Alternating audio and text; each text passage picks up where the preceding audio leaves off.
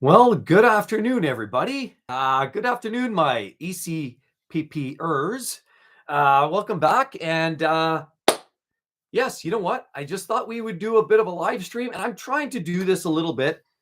Today is a little earlier than normal, and I'm trying to provide more opportunities to other viewers. Like, I want to make sure that I'm allowing different opportunities. I did one earlier in the week, live stream, and I did one here. That was, I think, on Tuesday. I did another. I'm going to do another live stream today at around noon, and sometimes I do it at the end of the day, around that 4 or 5 o'clock, because I know a lot of people are getting off work and things like that. But today I wanted to do it a little earlier because I feel like there are people that are in different time zones, maybe different times of work, and they aren't always able to catch a live stream. So I'm trying to spread it around a little bit. And that's why I'm sort of hitting little different times in some of these live streams. So again, good afternoon, everybody.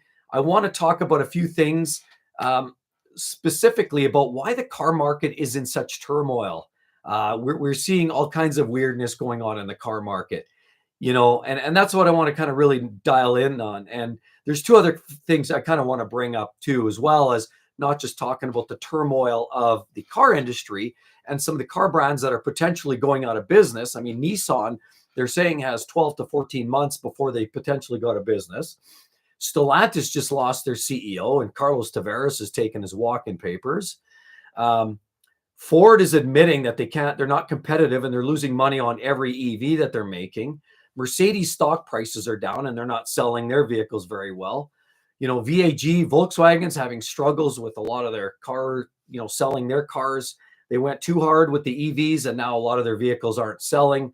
And worst off is they're losing money. They're closing plants. They're firing workers. And things are getting ugly, downright ugly in the car industry right now. So I want to talk a little bit about that and see if anybody has any ideas. Old Red, hey, bud. Hey, good to see you, Old Red. And thanks for dropping in today. And I'm glad you're able to pop in. Like I said, I'm trying to spread the time zones a little bit here because everybody's kind of in a different place. But there's a couple of other components that I want to talk on today, other than just the turmoil in the car industry.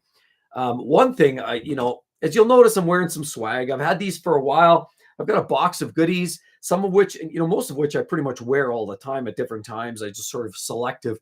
I know with Christmas, right there's some key dates here. If at all, for some reason, I'm just pitching this out there. If anybody wants toques, hats, gloves, any of this stuff, shirts, hoodies, I will have those links now on my fourth wall page. They'll be right below the video as you're watching the videos. I have a video popping out tomorrow at 8 o'clock MST, and we're talking about why these new cars are not lasting, why cars are built to not last anymore. Like, it's a really good in-depth conversation as to what's going on with the quality of cars these days. And that's going to be a great video. I think you're all going to want to definitely dial into that one. But at the bottom of the video, it has links to a lot of the content, the content like this material, obviously some swag, and, I've got hats and all of this kind of good stuff.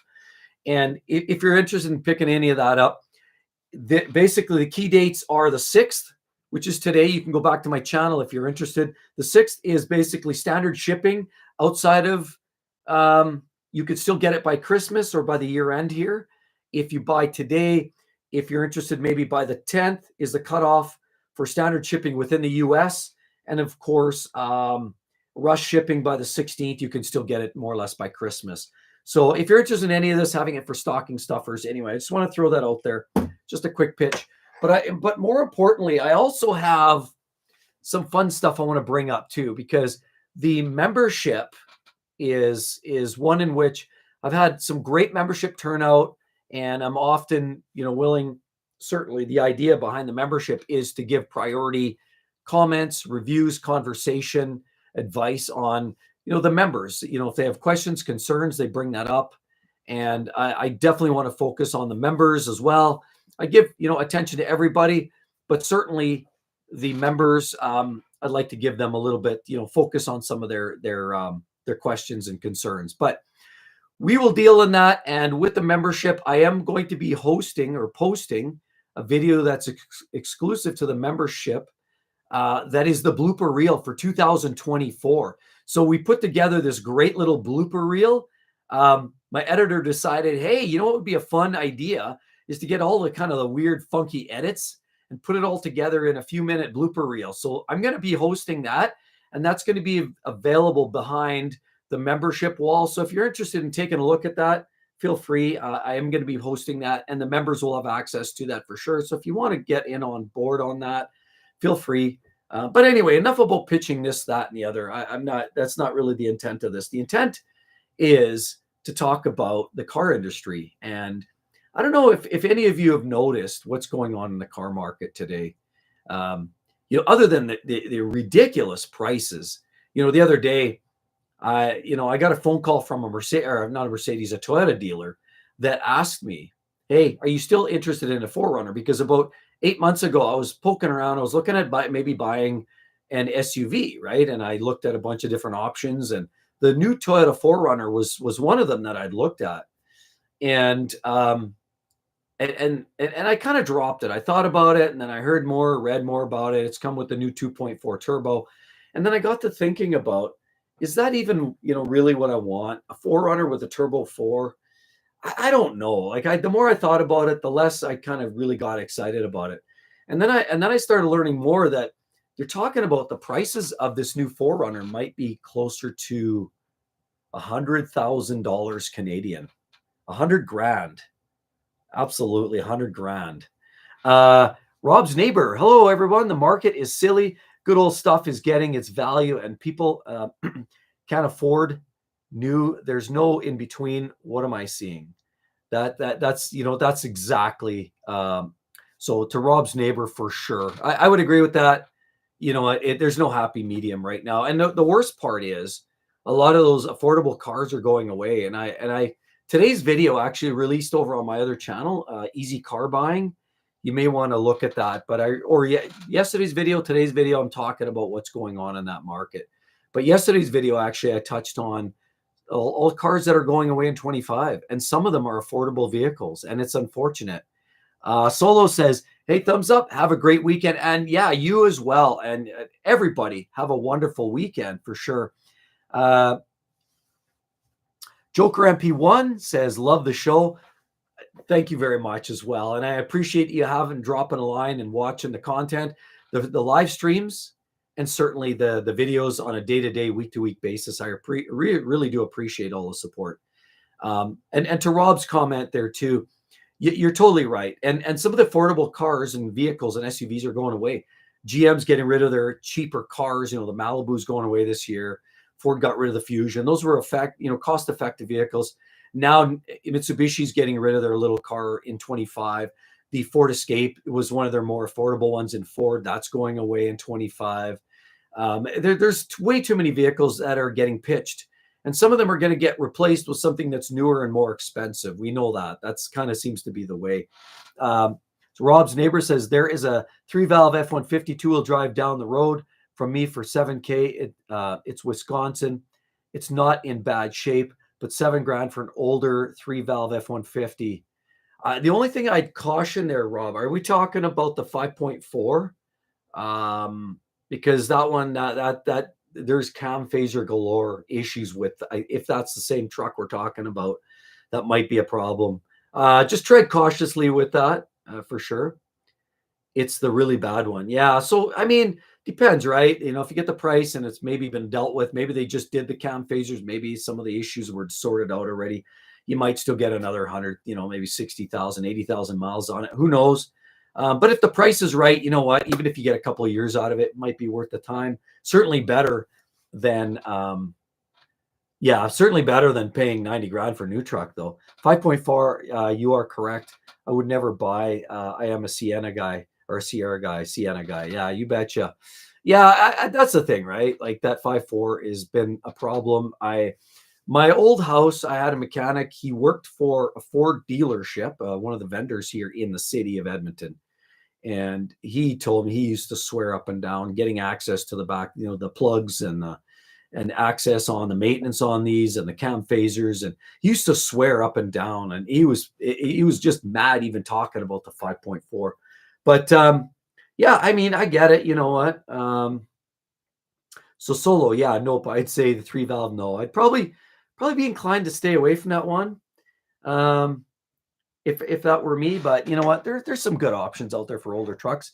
And App says, "How you doing, my friend? Enjoy your channel and been following it for 7 years. I'm always scared to buy a BMW. Laugh out loud." Uh, and App, yeah, I get it. You know what? The idea of buying a BMW is daunting, and it can be because a lot of them can be very problematic. There's way more problematic BMWs than there are less problem vehicles in BMW world. I mean, if you're looking at a BMW right now, I can't in all my best conscience advise anybody to buy anything other than maybe something, 2017 and newer that has the 4 or the 6-cylinder engine. That's the B48 and the B58 are probably the only vehicles I would say are reasonable bets. They're fairly durable. Are they the most reliable cars on the planet? No. Still going to have coolant leaks, water pumps. They're mechanical now, though. You're still going to have some issues, cooling, pipes and things. You'll have the odd leaks, but they're far more reliable than a lot of their other drivetrains. Luke Walker says, welcome back, Luke Walker. Hi, Mark. Both Honda and Toyota's facing recalls on their NAV6s, 1.4 million units for Honda. It's sad. Yeah, I agree. Cranks out of spec, and Toyota with machining debris in the V6s. Cars are a minefield. It is a minefield right now. Once was you thought you could get a lucky NAV6 in either brand, and now it's like the turbo sixes in Toyota and debris, allegedly debris. That's what they're saying. Some people say they're not sure about that. Hondas and the Acura and the V6s, they're great engines if you don't have one of those landmines. Yeah, it's hard, right? It's really hard. Solo, that's the truth these days. You betcha. New cars. App says, yeah, seriously, take your advice from those kinds of cars. Yeah, for sure. If you're looking at BMWs, don't bother with the V8s. Like here's the way I see this. I still have the E60 M5, and people have often wondered, do you still have that M5? I absolutely do. My wife says, why don't I just daily drive that? And I said, hell no.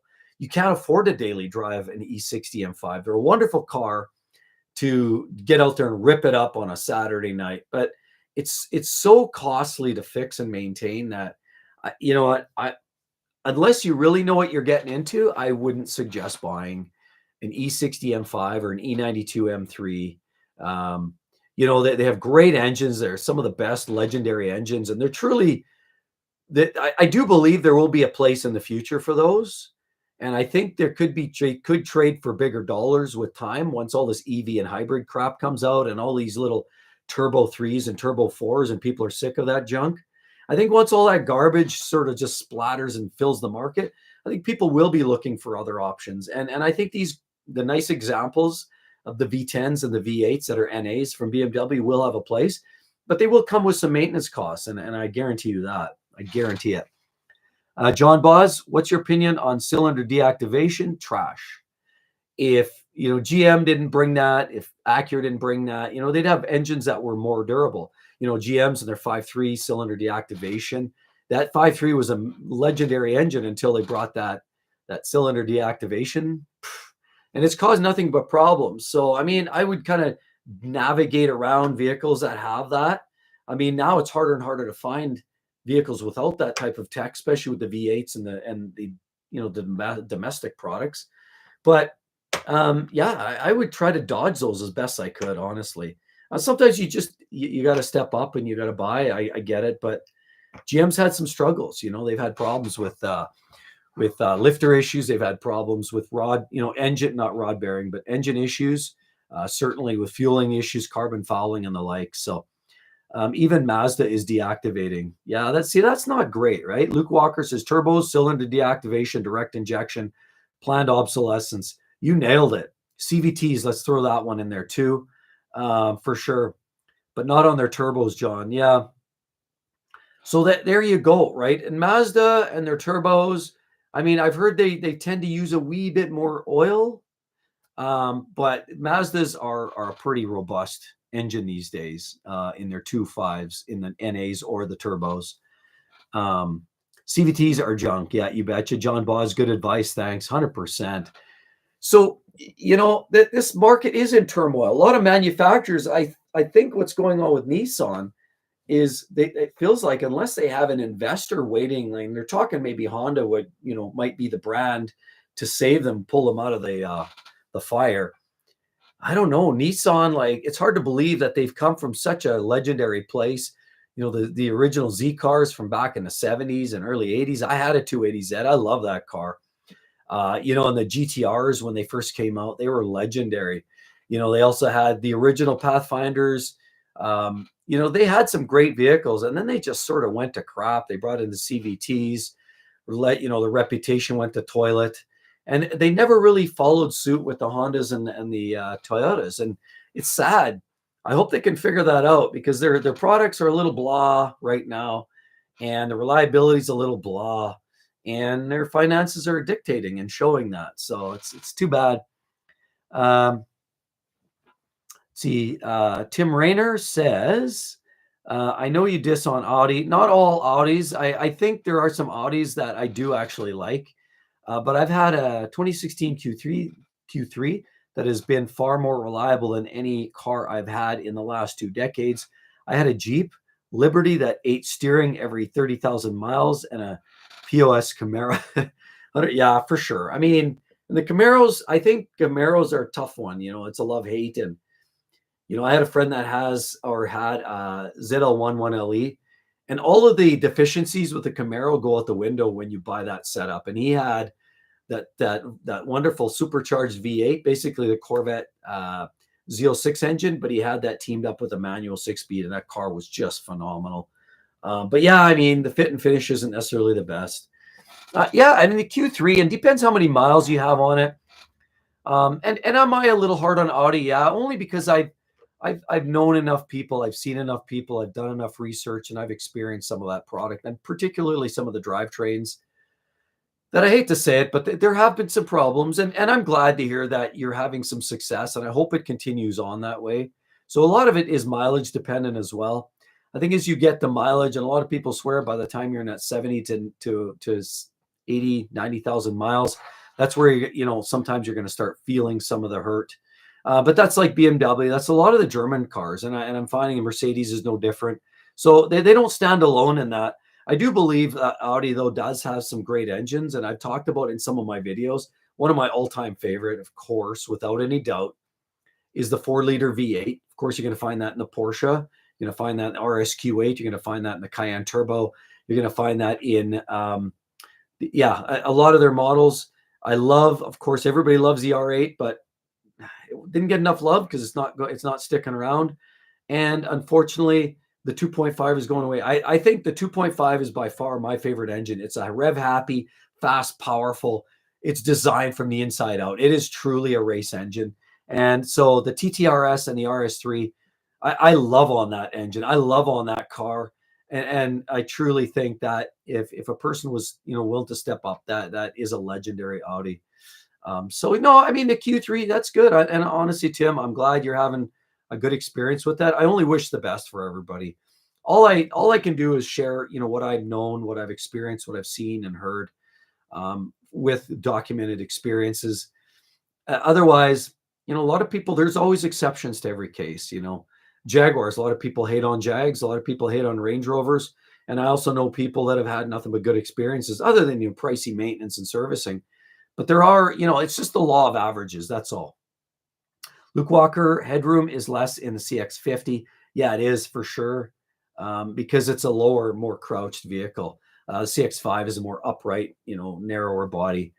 Luke Walker's ZL1 1LE is amazing. It totally is. It really, really is. I love that car. Let's just see. Trying to navigate my way through the comments. I really appreciate that for sure, you guys and gals. Joe Coroa says, sorry for the question. No apologies. 100%, Joe. Thanks for reaching out. But do you know why my brakes only squeak when the car is cold? Then after, it kind of stops once it's driving. Yeah, I mean, glazed pads sometimes. And it's funny, Joe, I always get shit from my wife when I drive her car. She's got a Benz, and a lot of the German cars usually have harder pads. It depends on the kind of car you're driving. You can get glazing. And when I drive, if I'm not racing around, if I'm just driving, I'm very gentle on the brakes and I coast up lightly and I'm very easy. So when you're light on the brakes, it tends to overheat and create a glazing surface. And then that surface can create squealing and squeaking. And the same thing happens with cold pads. It can squeak. So every once in a while, you just lay into it and get it, just really bad those brakes in. And then that'll just kind of eat up that surface. And sometimes after you've been driving it for a while, heating up, that's what's going on there. A lot of times that squealing just goes away. Or if you're getting squealing even in warmer weather and it's because you're gentle on the brakes, give it a few good hard like stops. And usually that eats up that squealing. So hopefully that helps a little bit. And that's, of course, barring that you don't have, you're down to the squealers on the brakes. We're assuming, of course, you have enough brake wear left. But I mean, that's the obvious. But I mean, if you have pad left, then usually it's just a result of the way you're driving, and the cold weather will tend to heat that up and you get that glazing gone. Tim, yeah, you thank for addressing my comment. I do keep annual maintenance on my Audi, and so far everything has been up, up tip top. So that's good, Tim. You betcha. And I'm going to say that I think a lot of these vendors, not just Audi, BMW. I've seen Toyota. We have this this Camry, and the worst part is with a lot of these vehicles is that I truly believe, in my opinion, that a lot of these manufacturers extend these dates out because they're selling you a service package. They don't care what the car is going to do, 6 or 7 years down the road. They just want to make sure if they're selling you a service maintenance package for, $1,500 and free oil changes for the next 2 or 3 years, that they're not going to do too many of those. So they're going to put that in their book and they're going to say, oh yeah, you're good for 12 or 15,000 miles on an oil change. It's garbage. And Toyota's doing the same thing. So I'm looking at Toyotas and I'm thinking, cut those oil services in half. Do them twice as frequently as a lot of these vendors recommend. And usually I think that's kind of the sweet spot because oil's cheap, engines are not. And that's where, I think a lot of people get snookered and they don't realize that these vendors are looking out for their own best interests and not necessarily us as the consumer. It's pretty unfortunate, but that's just kind of the way life seems to be going with these vendors. But anyway, let's just see here. Let's see. Yeah, and ND Irish Fan 71 says buying an automobile is gambling. You roll the dice, and you could get a bad one, you could get a good one. I would agree. And Toyota is a better odds. Honda is a better odd. Mazda even better yet, I think these days. But unfortunately, that's just the way it goes. It is the luck of the draw these days. It's just that Toyota and Honda and Mazda are less likely to have a problem. But they all absolutely, everything can break. And a lot of cars, they tend to break. Jeanette Bell says, my BMW 21 X3 M40i is fun, but I don't want to put a lot of miles on it. Yeah. It's like any of these. You get it, you enjoy it. And then the more you enjoy it, you want to drive it and you start piling miles. I was like with my F-Type. It was the car that it was a love-hate because I loved it so much. I wanted to drive it all the time. But as I drove it, I piled the miles on. And then I looked at it and I'm like, okay, high miles on an F-Type means big dollars, brakes, tires. There's going to be O2 sensors, there's going to be plugs and all those things. And then it translates into big dollars. So sort of like you want it, you drive it, and then, you put the miles on it. So it's hard. But I would say that X3 with the M40, you got the B58, that's going to be a reliable unit for quite a few years. ND Irish Fan 71, sometimes not driving them much is worse than not at all. Yeah, I would totally agree with that. A lot of times garage queens turn into problematic vehicles because they just sit, they dry up, and things need to get lubricated. So regular driving and under 10 miles is not good. Don't take it for a spin. And the last thing you want to do is drive your car for short trips constantly or idle it in the middle of wintertime. Like start it up and everybody says, oh, I like it, warm it up for 10, 15 minutes in the winter and then turn it off. Worst. Now that we're getting into winter season, that's the worst thing you could do. Never do that. If you're going to shut it off for the winter, do your oil service in the fall, park it with fresh oil. Don't start it again. Leave it on a battery tender. Make sure maybe put some foam sponges under the tires. Don't jack it up. I would generally leave it on the ground so everything stays compressed as it's normally naturally sitting. But do your oil change and leave it. Just leave it on a battery tender with fresh oil and don't start it until spring. Let's just see. Luke Walker says, nice Beamer. Jeanette, chain rattling misfire is generally due to a worn timing chain, including rattle. Run your OBD2 codes at AutoZone. You have timing chain codes. Find a mechanic to change. Let's just see. Yeah, timing chains. If you're getting a timing chain rattle, that could be certainly a problem. You definitely want to address it probably sooner than later. And a lot of cars now seem to be suffering that. It could be a stretch chain, could be a tensioner, it could be kind of getting soft, could be a ramp that could be cracking. Sometimes those chain guide ramps, they're made of plastic. BMW has had some problematic ramps for years. They shouldn't be so problematic in later generations, but they have been an issue. So it could be a bad ramp, a tensioner, could be a stretch chain. And it could even be just from sitting too long. Sometimes vehicles that sit too long, the pressure drops on their tensioners, and then you could get a startup like that. So the more frequently you drive that, you may find that goes away. So maybe kind of keep an eye on that. But definitely, if you're not getting check engine lights, an OBD2 code reader will usually pick up codes, live codes. But if you're not getting codes, it may not actually spit anything out, and it could be running normally, but it could be a sign of things to come. Definitely have it looked at, though, because you don't want to have it skip a cog and then have a real problem. These are interference engines, and the last thing a person wants is a piston and a valve hitting. Then you're in a world of hurt. So anyhow, yeah, let's just see here. Rick, LP, word on the street, CDJR are going to get discounted 40% off by the end of this month. Thoughts? I think there's a real good possibility of that as the CEO's gone. They've got excess inventory. They've already incentivized a lot of their stuff, and it's still not really selling that well. The Rams have they've put a dent in the inventory, but Jeeps are still struggling. Dodges are still struggling, and something major has to happen. I don't know. I don't know, like, no insider scoop on whether 40% is a number, but I do see major incentives, and I think by the year end, by the end of December, if you're looking at something from the brand, keep an eye on it. Don't jump in yet. Wait for some of those incentives. Don't be too hasty in getting in on it. But there could even be a risk of some of these brands going away or getting scooped up by others. So it is a big risk for sure. Let's just see here. Yeah, Tim says the secret to keeping low miles: live in a small town, live in Bend, Oregon. Last year, I only had 2,000 miles on the car. So that's, yeah, I mean, that'll definitely keep the miles down for sure. So anyway, everybody, I see we got a good Jag in here. The big thing here, I want to just touch base and let everybody know, touch base, say, hey, if you're interested in any swag tomorrow, or actually go back to my channel today, you can check in from yesterday, last video from Wednesday. At the bottom of the video, you'll have links to the swag. Certainly, my fourth wall page, you have a lot of t-shirts, hoodies, all of that. If you want to become a member, I will be posting as well a video on the member channel only. Will have access to the bloopers of the year.